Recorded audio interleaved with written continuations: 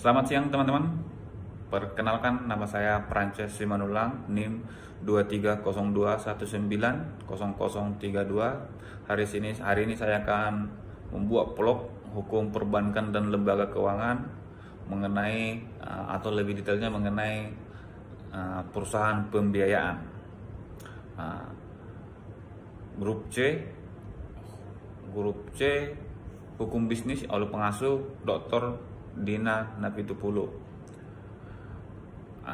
Perusahaan pembiayaan atau finance adalah salah satu badan usaha di luar bank yang khususnya didirikan untuk melakukan kegiatan usaha, diantaranya sewa guna usaha, usaha kartu kredit, dan pembiayaan konsumen seperti kredit mobil ataupun motor. Lembaga pembiayaan pada umumnya sama seperti bank dan lembaga resmi lainnya. Mekanisme mengenai perusahaan pembiayaan telah diketahui negara dan sudah diatur dalam Peraturan Menteri Keuangan tentang perusahaan pembiayaan serta diawasi oleh OJK, Otoritas Jasa Keuangan. Jadi setiap lembaga pembiayaan finance ini sudah diatur di dalam OJK, mulai dari pendirian, kinerjanya, sistemnya, SOP-nya, semuanya itu sudah diatur di dalam Otoritas Jasa Keuangan. Di Indonesia, lembaga pembiayaan mulai resmi diakui setelah pemerintah menerbitkan Keputusan Presiden Nomor 61 Tahun 98 tentang lembaga pembiayaan.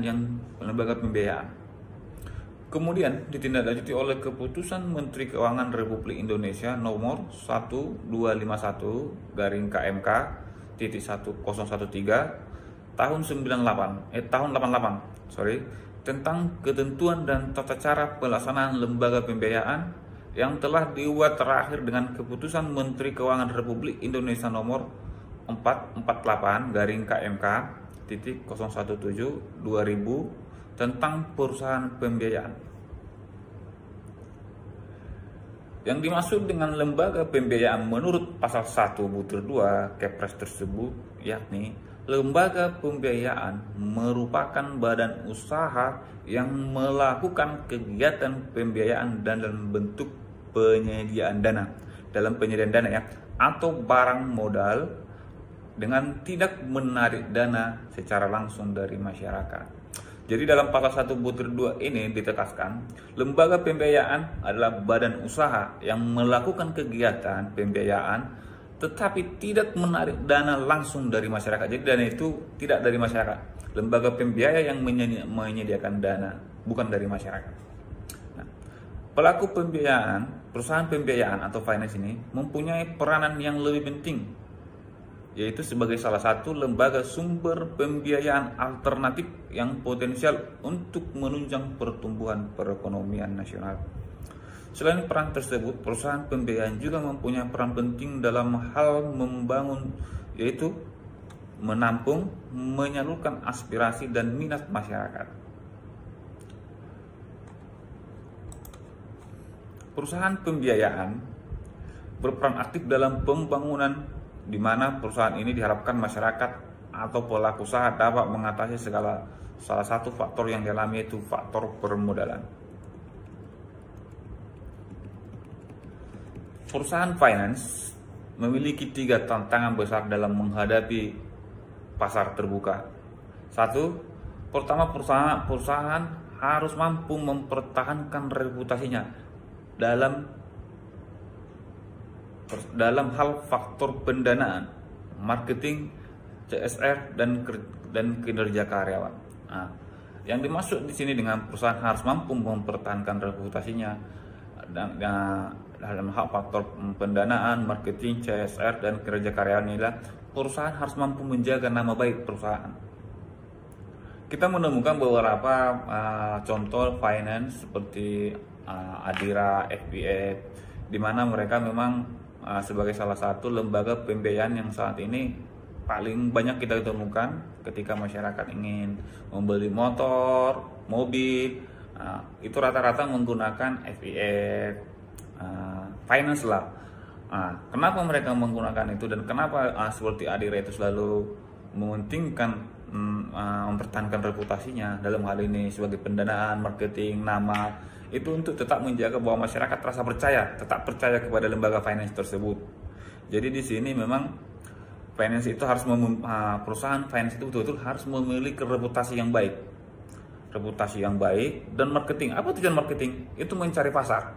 Nah, kira-kira begitu. Dan kinerja karyawan. Karyawan inilah yang menunjukkan efisiensi suatu perusahaan itu. Bagaimana karyawan bekerja, menunjukkan kinerjanya, pelayanannya, dan lain-lainnya. Jadi suatu perusahaan itu harus memiliki faktor itu. Nah, faktor kedua di sini mengembangkan penggunaan teknologi digital dalam mendukung proses bisnis pembiayaan yang nantinya berguna untuk mendukung perluasan cakupan pemasaran dan menyediakan berbagai opsi payment point, mempermudah debitur dalam membayar angsuran. Jadi perusahaan finance yang kedua, di sini tantangan yang kedua itu harus mengikuti teknologi. Kenapa? Sekarang ini era mobilisasi, era digital. Jadi memang finance itu harus berusaha meningkatkan kemampuan teknologi, baik itu secara marketing, sistem pembayaran. Sekarang kita bisa lihat iklan-iklan. Jadi perusahaan finance itu sekarang marketingnya bukan lagi out the box, tapi sudah mulai dari media sosial, iklan. Jadi kita bisa lihat memang finance itu harus mampu menguasai teknologi.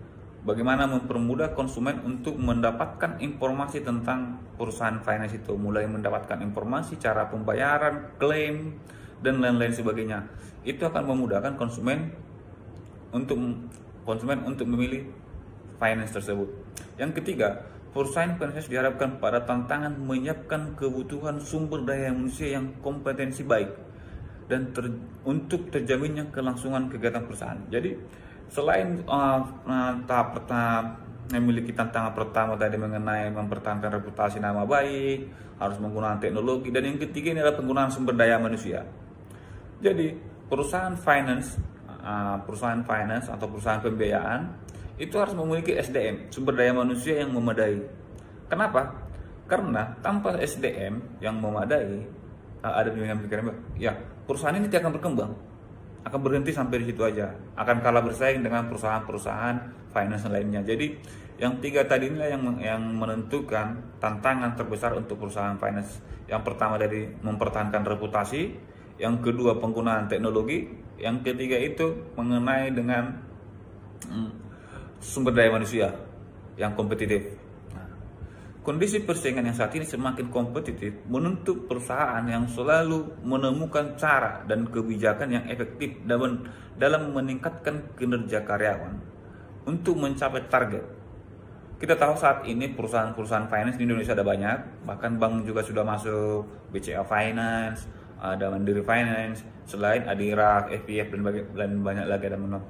Itu lembaga-lembaga pembiayaan. Begitu ketatnya persaingan di lembaga finance sekarang. Jadi setiap lembaga finance atau lembaga pembiayaan memiliki tantangan-tantangan yang berbeda-beda. Jadi bagaimana mereka meningkatkan kinerja perusahaan, layanan, tarif, cara pembayaran, disitulah tantangan mereka. Jadi lembaga pembiayaan itu dituntut untuk mengikuti zaman, mengikuti teknologi, untuk selalu berkembang. Nah, perusahaan membutuhkan sumber daya manusia yang mampu bekerja lebih baik, lebih cepat, mampu menguasai teknologi, mengerti pasar, mengerti dengan kemampuan teman-teman marketing, motivasi, dan prestasi kerja. Perusahaan finance menitik beratkan pada lembaga pembiayaan otomotif seperti motor, multiguna jaminan BPKB, kendaraan serta sertifikat tanah dan bangunan. Namun pada saat ini pada masyarakat pada umumnya, terlebih dari masyarakat Indonesia yang mempunyai ekonomi menengah ke bawah, perusahaan finance ini ditargetkan menjauh ke lebih jaminan BPKB motor, kendaraan bermotor, baik itu motor roda 2 dan roda 4. Hampir seluruh pengguna motor kebanyakan melalui survei, ada survei menentukan bahwa motor dan mobil itu kebanyakan menggunakan lembaga finance. Jadi ini pasarnya sangat banyak lembaga finance ini, dan di Indonesia kita juga menemukan lembaga finance atau lembaga pembiayaan itu cukup banyak. Bahkan mereka setiap hari menawarkan brosur untuk peminjaman atau pembiayaan untuk penggunaan motor, mobil, kayak gitu seperti itu. Apa sih fungsi lembaga pembiayaan ini buat masyarakat atau untuk kita sebagai warga negara Indonesia? Lembaga pembiayaan ini memiliki peran penting dalam perekonomian, khususnya dalam mendukung perekonomian dan pembangunan. Ada berikut beberapa fungsi utama dari lembaga finance atau lembaga pembiayaan. Mendukung pertumbuhan bisnis. Kenapa dibilang mendukung pertumbuhan bisnis? Lembaga pembiayaan ini menyediakan modal bagi perusahaan-perusahaan, baik yang baik yang sudah baru merintis atau yang sudah mapan. Nah, dengan cara menjaminkan aset perusahaan, dia akan menerima modal dari lembaga pembiayaan untuk menjalankan usahanya. Nah, makanya lembaga pembiayaan itu merupakan salah satu pendukung pertumbuhan bisnis. Nah, nomor 2, kemudahan konsumsi. Jadi melalui lembaga pembiayaan konsumen, lembaga pembiayaan memungkinkan individu untuk memperoleh barang-barang seperti kendaraan. Jadi ini memudahkan kita konsumsi ini sebagai individu. Ketika saya saya sebagai masyarakat biasa pengen mau mendapatkan motor, saya tinggal pergi ke lembaga pembiayaan dengan membawa syarat-syarat yang sudah ditentukan.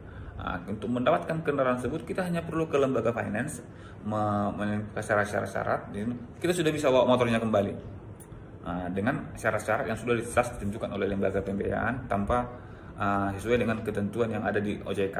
Jadi sangat memudahkan untuk masyarakat untuk memperoleh kendaraan. Yang ketiga, meningkatkan likuiditas. Melalui instrumen seperti ini, lembaga pembiayaan membantu perusahaan meningkatkan likuiditas dengan membeli piutang atau akun yang dapat. Jadi ini melalui instrumen ini kita bisa membeli utang, membeli lembaga pembiayaan meningkatkan likuiditas perusahaan kita. Jadi kita bisa beli barang, beli penjaminan kayak gitu. Memberikan alternatif pendanaan. Jadi ketika perusahaan yang kesulitan dalam melakukan pembiayaan dari bank tradisional, lembaga pembiayaan ini bisa menjadi jaminan, bisa jadi alternatif.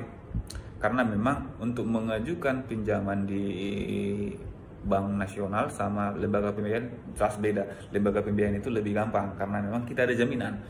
BKB ada di mereka dengan jumlah yang sedikit juga jelas 1-2 hari biasanya bisa cair. Penciptaan lapangan kerja. Dengan adanya pendirian atau ekspansi bisnis di lembaga pembiayaan, secara tidak langsung berkontribusi untuk meningkatkan lapangan kerja bagi masyarakat Indonesia. Kita tahu lembaga pembiayaan itu sangat banyak di Indonesia dengan berbagai karyawan lapangan. Jadi dia membuat lapangan kerja baru untuk masyarakat. Yang keenam, mendorong inovasi dan teknologi.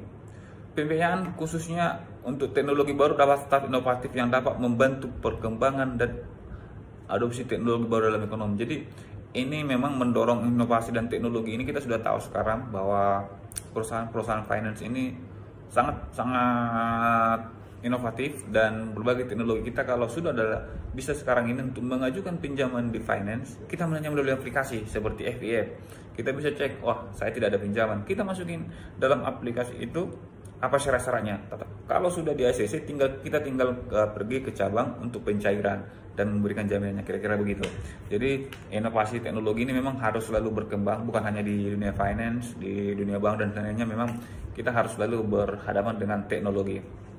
Nah, yang ketujuh, resiko dan lembaga pembiayaan seringkali memiliki model risiko yang berbeda dari bank tradisional. Memungkinkan karena mereka itu melayani segmen pasar yang berisiko, beda dengan bank ya. Dengan demikian sumber pembiayaan ekonomi dan finance ini memang tidak begitu tinggi. Lembaga pembiayaan dengan berbagai jenis produk dan jasa yang ditawarkan memainkan peran krusial dalam menghubungi pihak yang membutuhkan dana dengan sumber-sumber dana, serta dalam menekan dinamika dan pertumbuhan ekonomi. Kita sekarang masuk ke dalam jenis lembaga-lembaga pembiayaan. Lembaga pembiayaan memiliki berbagai jenis yang menawarkan berbagai bentuk produk pembiayaan. Berikut adalah beberapa jenis lembaga pembiayaan yang umum. Perusahaan pembiayaan konsumen. Nah, lembaga perusahaan pembiayaan konsumen ini fokus pada pembiayaan untuk konsumen untuk pembelian barang konsumen seperti kendaraan, elektronik dan peralatan rumah tangga. Nomor 2, leasing atau sewa beli. Ini yang masuk dengan leasing atau sewa beli ini menyediakan pembiayaan bagi pelanggan yang ingin menyewa aset dengan opsi pembelian di akhir periode sewa. Biasanya digunakan untuk aset berharga seperti mesin, peralatan, dan kendaraan. Yang ketiga ada factoring. Factoring itu adalah perusahaan yang membeli piutang atau akun yang dapat diterima dari bisnis lain. Hal ini memungkinkan bisnis untuk mendapatkan dana tunai lebih cepat daripada menunggu pelanggan membayar piutang. Perusahaan pembiayaan modal kerja. Ini nomor 4, perusahaan pembiayaan modal kerja menyediakan pinjaman jangka pendek untuk mendanai operasi sehari-hari bisnis. Nomor 5 ada venture capital. Ini memberikan pembiayaan kepada startup atau bisnis inovatif dengan pertumbuhan potensial yang tinggi. Dalam banyak kasus, perusahaan venture capital juga memberikan bimbingan manajerial atau akses ke jaringan mereka. Yang ketujuh, perusahaan pembiayaan mikro. Perusahaan pembiayaan mikro ini fokus pada penyediaan pinjaman kecil kepada individu atau bisnis kecil yang mungkin tidak memenuhi syarat untuk pinjaman tradisional dari bank. 8. Perusahaan pembiayaan syariah. Perusahaan pembiayaan syariah ini menawarkan produk pembiayaan yang sesuai dengan prinsip syariah, di mana transaksinya berbasis pada akad seperti murabahah, ijarah, dan mushaka. Yang ke-10 ada crowdfunding, platform pembiayaan yang mengumpulkan dana dari banyak individu untuk investor untuk mendanai suatu proyek atau usaha. Ya, kira-kira itu merupakan lembaga-lembaga pembiayaan memiliki model bisnis yang terstruktur dan regulasinya yang berbeda. Nah, kesimpulan dari lembaga pembiayaan ini adalah bahwa lembaga pembiayaan di Indonesia memiliki peran yang vital dalam mendukung pertumbuhan ekonomi dengan menyediakan akses pembiayaan untuk berbagai kebutuhan konsumen dan bisnis, baik itu masyarakat biasa, UMK, dan juga bisnis yang sedang berjalan, dengan beragam produk yang ditawarkan oleh lembaga pendanaan tadi. Nah, dengan layanan yang ditawarkan, lembaga-lembaga ini memfasilitasi perputaran dana dan investasi, membantu individu dan perusahaan memperoleh aset dalam modal kerja. Jadi dalam kesimpulan ini saya menyampaikan bahwa memang lembaga finance atau pembiayaan ini merupakan suatu lembaga memang yang betul-betul selain membantu perekonomian negara, juga membantu masyarakat untuk memudahkan masyarakat untuk memiliki dana cepat untuk usahanya, memiliki kendaraan, CSR untuk pembangunan jalan. Jadi lembaga pembiayaan ini secara umum sangat membantu perekonomian secara nasional dan membantu masyarakat untuk menjalankan usaha sehari-hari. Demikian saya sampaikan. Terima kasih.